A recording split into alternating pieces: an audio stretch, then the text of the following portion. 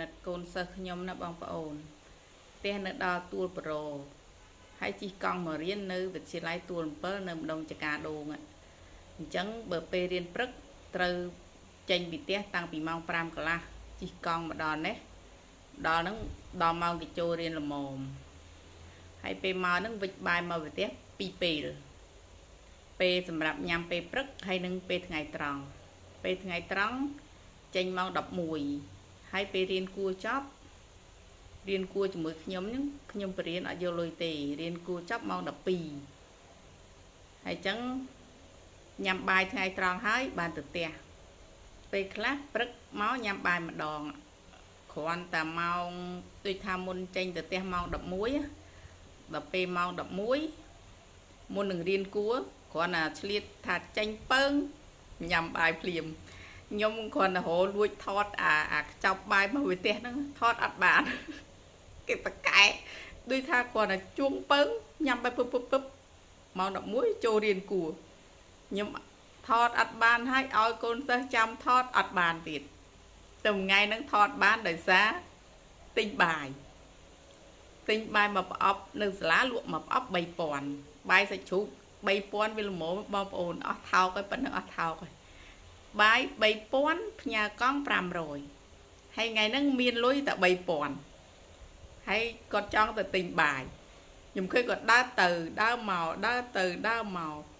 គាត់ដើរទៅរកទិញបាយគិតថាបើទិញបាយអស់ 3000 វាអត់លុយផ្ញើកង់ហើយដើរមកវិញហើយតិចដើរទៅទៀតហើយដើរមកវិញទៀតដល់ខ្ញុំសួរថាហើយម៉េចកូនដើរទៅដើរមកដើរទៅដើរមកហ្នឹងគាត់ថាខ្ញុំនឹងមានលុយ 3000 ហើយខ្ញុំចង់ទិញបាយបើទិញបាយទៅវាអត់លុយផ្ញើកង់ដល់អញ្ចឹងខ្ញុំឲ្យ 500 ទៅបានទិញបាយ 3000 ហើយផ្ញើកង់នឹង 500អញ្ចឹងបងប្អូនអ្នកក្រជីវិតអ្នកក្រពិបាកណាខ្វះតែ 500ក៏ធ្វើអីអត់កើតដែរអត់ហ៊ានចង់ទៅទិញបាយបន្តិចចង់ទុកផ្ញើកង់បន្តិចចង់ទិញបាយបន្តិចចង់ទុកផ្ញើកង់បន្តិចមិនដឹងថាត្រូវធ្វើយ៉ាងម៉េចតែខ្ញុំឲ្យលុយ 500 ទៅគេសប្បាយចិត្តគេញឹមគេរត់ទៅទិញបាយលឿនហើយក៏មកញ៉ាំអង្គុយញ៉ាំហ្នឹងបានថតបានហ្នឹងហើយបើរៀនពេលថ្ងៃវិញគឺថ្ងៃមុនរៀនពេលថ្ងៃក៏ដូររៀនពេលថ្ងៃមកអត់ទាន់ឡើង2 3ថ្ងៃហើយខ្ញុំសួរថាចុះមិនឆ្លៃធ្វើអីបានមកអត់ទាន់អញ្ចឹងគេថាអត់មានម៉ោងមើលអត់មានចុះនៅផ្ទះអត់មានទូរស័ព្ទទេថាមានដែរអ្នកគ្រូមានតែមួយ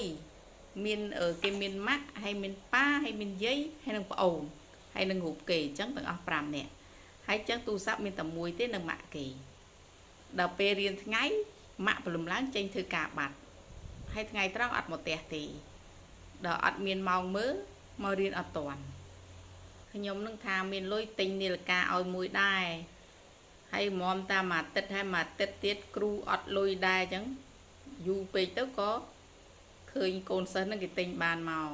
ទិញបាននាឡិកាហើយបានមករៀនតាន់ពេលនិយាយទៅខ្ញុំអាណិតណាហើយបើអសរវិញសេទូចសួរថាម៉េចបានសេអសរទូចម៉េចខ្លាចអស់សភៅអ្នកគ្រូអស់សភៅអត់មានលុយទិញទេ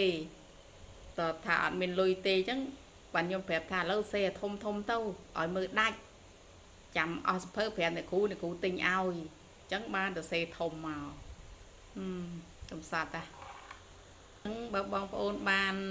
ដឹងរឿងគាត់ហើយចង់ជួយគាត់អីអាចខមមិនណាអាចខមមិនមកវីដេអូខ្ញុំបានខ្ញុំនឹងយកលុយដែលជួយទាំងអស់យកទៅជូនគាត់អត់ឲ្យបាត់ធានាថាអត់ឲ្យបាត់សូម្បីតែ1រៀលអរគុណច្រើន